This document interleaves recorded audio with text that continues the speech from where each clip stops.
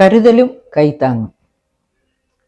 ശ്രീ പിണറായി വിജയൻ 2016 ഭരണത്തിൽ വന്നപ്പോൾ അദ്ദേഹത്തിൻ്റെ മെയ്ഡൻ സ്പീച്ച് തുടങ്ങിയത് ഓരോ ഫയലിൻ്റെ പുറകിലും ഓരോ ജീവിതങ്ങളുണ്ട്, ഫയലുകൾ വെച്ച് സൂക്ഷിക്കരുത്, ഫയലുകൾ കൈകാര്യം ചെയ്യുന്നതിലെ കാര്യക്ഷമതയ്ക്കായിരിക്കും മാർക്ക് കൊടുക്കുന്നത് എന്നാണ്. അതായത് പ്രൊമോഷനും മറ്റതുപോലെ കാര്യക്ഷമതയ്ക്ക് പ്രാധാന്യം കൊടുക്കും എന്നാണ് പറഞ്ഞത്. അപ്പോൾ ഞാൻ സത്യത്തിൽ ആ കഥ ഓർക്കുമ്പോൾ അന്ന് അഭിജിത് ബാനർജി ഈ ഗ്രന്ഥം എഴുതിയിട്ടില്ല. അതായത് what the economy needs now, നമ്മുടെ സമ്പദ്ഘടനയ്ക്ക് എന്താണ് ആവശ്യം. ആ ഗ്രന്ഥത്തിൽ അഭിജിത് ബാനർജി ആരാണെന്ന് നിങ്ങൾക്ക് ഓർമ്മയുണ്ടല്ലോ. അദ്ദേഹം 2019 സാമ്പത്തിക ശാസ്ത്രത്തിനുള്ള നൊബേൽ സമ്മാനം പങ്കിട്ട മൂവരിൽ പ്രഥമനാണ്. ഇന്ത്യക്കാരനാണ്, ബംഗാളിയാണ്. അത് അദ്ദേഹം പൂവർ എക്കണോമിക്സ്, അതിനാണ് അദ്ദേഹത്തിന് നൊബേൽ പ്രൈസ് കിട്ടുന്നത്. അപ്പോൾ അദ്ദേഹം 2019 എഴുതിയ പുസ്തകം, അപ്പോൾ ഈ ബഹുമാനപ്പെട്ട ശ്രീ പിണറായി വിജയൻ സത്യപ്രതിജ്ഞയ്ക്ക് ശേഷം ഇങ്ങനെ ഒരു വാചകം പറയുമ്പോൾ അദ്ദേഹം ഈ പുസ്തകം എഴുതി പുറത്തു വിട്ടിട്ടില്ല. ഒരുപക്ഷെ ഈ കാര്യങ്ങൾ എഴുതി വെച്ചിട്ടുണ്ടാകാം. അപ്പോൾ എന്താണ് അദ്ദേഹം പറഞ്ഞത്? അദ്ദേഹത്തിൻ്റെ what the economy needs now, സമ്പദ്ഘടനയ്ക്ക് എന്താണ് ആവശ്യം എന്ന ആ പുസ്തകം, അത് ശരിക്ക് ഇന്ത്യക്ക് വേണ്ടി അദ്ദേഹം എഴുതിയതാണ്. കാരണം 2019 ലോകസഭാ ഇലക്ഷന് എല്ലാ രാഷ്ട്രീയക്കാരും അദ്ദേഹത്തെ അപ്രോച്ച് ചെയ്തിരുന്നു. അതായത് BJPയും അതുപോലെ തന്നെ കോൺഗ്രസും അദ്ദേഹത്തിൻ്റെ അഭിപ്രായങ്ങൾ ആരാഞ്ഞിരുന്നു. ആ സമയത്ത് ഒക്കെ അദ്ദേഹം നന്നായി പഠിച്ച് ആയിരിക്കണം ഇങ്ങനെയൊരു പുസ്തകം എഴുതുന്നത്, what the economy needs now എന്ന് പറഞ്ഞിട്ട്. അപ്പോൾ ആ പുസ്തകത്തിൽ അദ്ദേഹം പറയുന്ന ഒരു കാര്യമുണ്ട്. ഈ പിണറായി വിജയന്റെ പ്രസംഗം ഞാൻ ഒന്നോടെ റിപ്പീറ്റ് ചെയ്യണ്ടല്ലോ. അതായത് ഓരോ ഫയലിലും ഓരോ ജീവൻ അതിൻ്റെ പുറകിലുണ്ട്, അതുകൊണ്ട് വെച്ച് താമസിപ്പിക്കരുത്. അതായത് കാര്യക്ഷമത, ആ കാര്യക്ഷമതയാണ് ഞാൻ അവിടെ നിന്ന് എടുക്കുന്നത്. ഈ കാര്യക്ഷമതയെ പറ്റി അഭിജിത് ബാനർജി തൻ്റെ what the economy needs now എന്ന ഗ്രന്ഥത്തിൽ പറയുന്നു. എന്താ പറയുന്നതെന്നല്ലേ? അമേരിക്കൻ ഇക്കോണമിയുടെ സിസ്റ്റം, അമേരിക്കയിലാണ് അദ്ദേഹം പ്രവർത്തിച്ചുകൊണ്ടിരിക്കുന്നത്. അപ്പോൾ അവിടെ പ്രൊമോഷനും അതുപോലെ തന്നെ ശമ്പള കയറ്റവും ഒക്കെ കൊടുക്കുന്നത് എങ്ങനെയാണ്? എഫിഷ്യൻസിയെ മാനദണ്ഡമാക്കിക്കൊണ്ടാണ് ഇൻക്രിമെൻ്റ് തീരുമാനിക്കുന്നത്, പ്രൊമോഷൻ തീരുമാനിക്കുന്നത്. അതേസമയത്ത് നമ്മുടെ കേരളത്തിൽ എങ്ങനെയാണ് ഇൻക്രിമെൻറ്റും പ്രൊമോഷനും ഒക്കെ തീരുമാനിക്കുന്നത്? 5 വർഷമായോ, അങ്ങനെ വർഷക്കണക്കനുസരിച്ച് ഉറങ്ങുകയാണോ, ഓഫീസിലിരുന്ന് ഫയൽ വല്ലതും നീക്കിയിട്ടുണ്ടോ, ഇതൊന്നും അന്വേഷിക്കുന്നില്ല. കാര്യക്ഷമതയെന്ന് പറഞ്ഞ ഒരു ഇഷ്യൂവേ അവിടെ ഉദിക്കുന്നില്ല. സർവീസിലുണ്ടോ, വന്ന് സൈൻ ചെയ്തിട്ടുണ്ടോ, ഉണ്ടെങ്കിൽ 5 വർഷമാകുമ്പോൾ ശമ്പള പരിഷ്കരണം. അതുപോലെ പ്രൊമോഷനുള്ള പോസ്റ്റുകൾ ഒന്നുമില്ലേ, പ്രൊമോഷന് വേണ്ടി പോസ്റ്റുകൾ സൃഷ്ടിക്കും.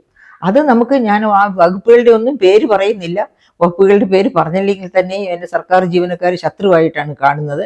ഞാനും ഒരു സർക്കാർ ജീവനക്കാരി, പെൻഷനായതാണ് എന്നപ്പോൾ ഞാൻ വിനയത്തോടെ അവരോട് പറയും. അപ്പോൾ ഞാൻ പറയുന്നതൊക്കെ എനിക്കും കൂടി എതിരെയാണ് എന്ന് പറയാറുണ്ട്. അപ്പോൾ എന്താണ് ഈ പറയപ്പെട്ട ഫയലുകളുടെ കാര്യത്തിലും ഒക്കെ സംഭവിച്ചു കൊണ്ടിരിക്കുന്നത്? അതായത് ഒന്നും ചെയ്തില്ല, വെറുതെ ഇരുന്ന് ഉറങ്ങുകയായിരുന്നു, അല്ലെങ്കിൽ നോവൽ വായിച്ചുകൊണ്ടിരുന്നു, അല്ലെങ്കിൽ സ്മാർട്ട് ഫോൺ ഇട്ട് കളിച്ചുകൊണ്ടിരുന്നു. അങ്ങനെയുള്ളവർക്ക് പോലും കാലം പൂർത്തിയാകുമ്പോൾ പ്രൊമോഷൻ കിട്ടും, ശമ്പള പരിഷ്കരണത്തിൻ്റെ ബെനിഫിറ്റ്സും കിട്ടും. ഇതുകൊണ്ടാണല്ലോ ഹൈക്കോടതി തന്നെ ചോദിച്ചത്, ഒരു DGP വേണ്ടെടുത്ത് എന്തിനാ 12 DGPമാർന്ന്? അതായത് പ്രൊമോഷന് വേണ്ടി പ്രൊമോഷൻ പോസ്റ്റുകൾ സൃഷ്ടിക്കുക. അങ്ങനെയാണല്ലോ കേരളത്തിൻ്റെ ഖജനാവ് ഇത്രമേൽ മുടിഞ്ഞത്. അതൊക്കെ പറയുമ്പോൾ ദേഷ്യപ്പെട്ടിട്ട് കാര്യമില്ല. സർക്കാർ ജീവനക്കാർക്കാണെങ്കിലും ഗവൺമെൻറ്റിനാണെങ്കിലും സത്യം ആരെങ്കിലും വിളിച്ചു പറയണ്ടേ? എങ്കിലല്ലേ പൊതുജനം ഈ സത്യങ്ങളൊക്കെ അറിയൂ. അതുകൊണ്ടാണ് ഞാൻ ഇതൊക്കെ പറയുന്നത്. അപ്പോൾ ഞാൻ പറഞ്ഞു വരുന്നത് എന്തിനാണെന്ന് വെച്ചാൽ, ഈ എഫിഷ്യൻസിയുടെ കാര്യം ഇതാണ് അഭിജിത് ബാനർജി പറഞ്ഞത്. അമേരിക്കയിലെ എഫിഷ്യൻസി എന്ന് പറഞ്ഞാൽ എഫിഷ്യൻസി ഇൻ പ്രാക്ടീസ്. അതായത് അവിടെ എഫിഷ്യൻസി കാണിക്കുന്നവർക്കാണ് ഇൻക്രിമെന്റ് കൂടുതൽ. അല്ല, എല്ലാവർക്കും കാണും, ചിലർക്ക് ഒരു ഇൻക്രിമെന്റ് പോലും കാണില്ല. ഇങ്ങനെ ചത്തതിനൊക്കുമേ ജീവിച്ചിരിക്കലും എന്ന് പറയുന്ന കഥാപാത്രങ്ങൾക്ക് ഇൻക്രിമെന്റ് ഒന്നും കിട്ടില്ല. കുറെ കഴിയുമ്പോൾ ഒന്നുകിൽ അവർ റിസൈൻ ചെയ്തു പോകും, അതും അല്ലെങ്കിൽ ഇങ്ങനെ ഇരുന്നിരുന്നിരുന്ന ഒരു പ്രായം വരെ ഇരിക്കുമായിരിക്കും. അതെനിക്ക് അറിഞ്ഞുകൂടാ. അത് അഭിജിത് ബാനർജി പറഞ്ഞിട്ടില്ല അതിനകത്ത്. അദ്ദേഹത്തിന്റെ ഗ്രന്ഥം ഇവിടെ ഇരിപ്പുണ്ട് കേട്ടോ, പക്ഷെ അതിനകത്ത് അത് പറഞ്ഞിട്ടില്ല. അപ്പോൾ അങ്ങനെ ഇൻക്രിമെന്റ് ഏറ്റവും മിടുക്കർക്ക് 10ഓ 15ഓ ഒക്കെ ആയിരിക്കും ഇൻക്രിമെന്റ് കിട്ടുന്നത്. അതുപോലെ തന്നെയാണ് സ്ഥാനക്കയറ്റവും ഒക്കെ അതിനെ ആശ്രയിച്ചാണ് സംഭവിക്കുക. അപ്പോൾ ഇവിടെ അതിന് കേട്ട് കഴിഞ്ഞപ്പോഴെങ്കിലും ആ പുസ്തകമൊന്നും വായിച്ചില്ല. അദ്ദേഹം മുഖ്യമന്ത്രി ആയിരിക്കുമ്പോൾ വായിക്കാനൊന്നും സമയം കിട്ടില്ല. പക്ഷെ വായിച്ച് പറഞ്ഞു കൊടുക്കാവുന്നവരൊക്കെ ഇല്ലേ അവിടെ ഓഫീസിൽ, അവർക്കെങ്കിലും ചെയ്യാമായിരുന്നു. അപ്പോൾ അദ്ദേഹത്തിന്റെ എഫിഷ്യൻസി അതാ കണ്ടോ, എഫിഷ്യൻസിയെ താങ്ങിക്കൊണ്ട് അഭിജിത്ത് ബാനർജിയും പറയുന്നു അതേ കാര്യം തന്നെ. അതുകൊണ്ട് എഫിഷ്യൻസി ഒന്ന് ശ്രദ്ധിക്കണം. ആരും ശ്രദ്ധിച്ചിട്ടില്ലെന്ന് മാത്രമാണോ? കഴിഞ്ഞ വർഷം എന്താ കേരളത്തിൽ സംഭവിച്ചത്? ഫയൽ കെട്ടിക്കിടക്കാതിരിക്കുന്ന എങ്ങനെയാ? എത്ര ലക്ഷം ഫയൽ കെട്ടിക്കിടക്കുന്നു എന്ന് അന്വേഷിക്കേ വേണ്ടു. കാരണം കഴിഞ്ഞ വർഷം നമുക്കറിയത്തില്ലേ കേരളീയം നടത്തിയത്? എത്ര കഷ്ടപ്പെട്ടിട്ടാണ് കേരളീയം നടത്തിയത്. ഓഫീസുകളിൽ നിന്നൊക്കെ എല്ലാവരും അണിനിരന്ന് ആ കേരളീയത്തിൽ നടക്കുന്ന പറയുന്ന വൻ കാര്യങ്ങൾ കേട്ട് പഠിക്കാൻ വേണ്ടി അവിടെ സന്നിഹിതരായിരിക്കണം ഓഡിയൻസ് ആയിട്ട്. അപ്പൊ കേരളീയം നടന്ന ഒരാഴ്ച സെക്രട്ടേറിയറ്റ് അടച്ചിട്ടതിന് തുല്യമായിരുന്നു. പോട്ടെ, അത് കഴിഞ്ഞോ?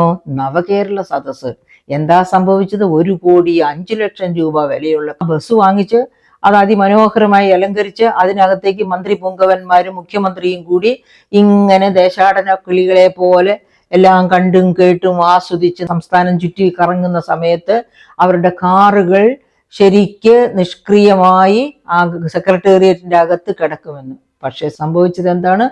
എല്ലാവരും കാറുകൾ സഹിതം അവരുടെ ഓരോരുത്തരുടെ അകമ്പടി കാറുകളും കൂടി ഈ ബസ്സിനെ അകമ്പടി സേവിച്ചു. അങ്ങനെ പോയ ഒരു സംസ്ഥാനത്ത് ഖജനാവ് കാലിയാകാതിരുന്നെങ്കിലല്ലേ അത്ഭുതമുള്ളൂ. പോട്ടെ, അങ്ങനെ നടന്ന സമയത്ത് സെക്രട്ടേറിയറ്റിനകത്ത് എന്ത് സംഭവിച്ചു? ഈ IAS ഇവരുടെയൊക്കെ പുറകെ തന്നെ താളം തുള്ളി പോയിട്ടുണ്ടാവണം. കാരണം എന്താണെന്ന് വെച്ചിട്ടുണ്ടെങ്കിൽ ചോദിക്കുന്ന ചോദ്യങ്ങൾക്കൊക്കെ ഉത്തരം ഉടനുടനെ കൊടുക്കണമല്ലോ. ഈ നവകേരള സദസ്സൊക്കെ കൂടിക്കൊണ്ടിരിക്കുമ്പോൾ സദസ്സരിൽ നിന്ന് ആരെങ്കിലും ഒരു ചോദ്യം ഉന്നയിച്ചാൽ ഉടനെ അതിൻ്റെ ഉത്തരം അവിടെ ഇരിക്കുന്ന IAS മേധാവിയോടായിരിക്കും ചിലപ്പോൾ നോക്കുന്നത്. ആ നോക്കുമ്പോൾ കൊടുക്കണം. ആ തരത്തിലൊക്കെ ഈ പറയപ്പെട്ട സെക്രട്ടേറിയറ്റിലെ മേലുദ്യോഗസ്ഥരൊക്കെ ഇവരുടെ കൂടെ പോയിട്ടുണ്ടാകണം. മേലുദ്യോഗസ്ഥരുണ്ടെങ്കിൽ പ്രവർത്തിക്കാത്ത കീഴുദ്യോഗസ്ഥര്, ആ മേലുദ്യോഗസ്ഥർ ഇല്ലെങ്കിൽ എന്ത് പ്രവർത്തിക്കാനാ? അപ്പൊ ഏകദേശം പല മാസങ്ങളിലും ഈ രണ്ട് കാരണം, കേരളീയവും നവകേരള സദസ്സും കാരണം കൊണ്ട് സെക്രട്ടേറിയറ്റ് അടഞ്ഞു കിടന്നതിന് തുല്യമായിരുന്നു. അപ്പോൾ പിന്നെ ഫയലുകൾ എന്ത് ചെയ്യും? ഫയലുകളൊക്കെ അവിടെ അട്ടിയിട്ട് കിടന്നു. അപ്പൊ അങ്ങനെ ആണ് ഈ ഫയലുകളുടെ ഒരു കൂമ്പാരം തന്നെ അവിടെ ഉണ്ടായത്. പക്ഷെ ഇപ്പോൾ ഈ വർഷവും അതുപോലെ തന്നെ നവകേരള സദസ്സ് പോലെയുള്ള പരിപാടികൾ കൊണ്ടുവരണം എന്ന് വിചാരിച്ചു. നമുക്ക് ഓർമ്മയുണ്ടല്ലോ, അന്ന് ഇടിച്ചിട്ട മതിലുകളൊക്കെ, സ്കൂളിന്റെ മതിലുകളും എല്ലാം ഇപ്പോഴും ഇടിഞ്ഞു തന്നെ കിടക്കുക. ഗവൺമെന്റ് സ്കൂളിൻ്റെതാണെങ്കിലും മാനേജ്മെന്റ് ആണെങ്കിൽ എങ്ങനെയെങ്കിലുമൊക്കെ കുട്ടികളുടെ മാതാപിതാക്കളിൽ നിന്നൊക്കെ കറക്കി ചുറ്റിയെടുത്ത് പണി ചെയ്തിട്ടുണ്ടാകും. പക്ഷെ ഗവൺമെന്റ് സ്കൂളുകൾ സർക്കാരിൽ നിന്ന് വരാൻ നോക്കിയിരിക്കും. അതുകൊണ്ട് ആന കയറിയാലും പുലി കയറിയാലും കരടി കയറിയാലും ഇപ്പൊ ആ ക്യാമ്പസുകളൊക്കെ പൊളിഞ്ഞ ക്യാമ്പസായിട്ട് തന്നെ കിടക്കുന്നുണ്ട്. അപ്പൊ അങ്ങനെയുള്ള ഒരു കാലഘട്ടം സൃഷ്ടിച്ച ബഹുമാനപ്പെട്ട മുഖ്യമന്ത്രിയാണ് ഇപ്പോൾ വല്ലാതെ സങ്കടപ്പെടുന്നത്. ഫയലുകൾ കെട്ടിക്കിടക്കുന്നു, ഓരോരുത്തരുടെ ജീവൻ അതിന്റെ പുറകിലുണ്ട് എന്നൊക്കെ പറയുന്നത്. അത് കേൾക്കുമ്പോൾ നമുക്ക് ചിരിക്കാനല്ലേ തോന്നുക? ഏതായാലും ഒരു ഗവൺമെന്റിനെ ജനം ഭരണത്തിലേറ്റുന്നത് എന്തിനാണ്? കാര്യക്ഷമതയോടുകൂടി ഭരിക്കാനാണ്. അവനവന് വെച്ചിരിക്കുന്ന മന്ദിരങ്ങളിൽ ഇരുന്ന് ഭരിക്കാനാണ്. ഇരുന്ന് കാര്യങ്ങൾ പഠിച്ച് ആ പഠിച്ചതിനനുസരിച്ച് തീരുമാനങ്ങൾ എടുത്ത് ഭരണചക്രം മുൻപോട്ട് കൊണ്ടുപോകാനാണ് ഒരു ഭരണകൂടത്തെ ഭരണത്തിലേറ്റുന്നത്.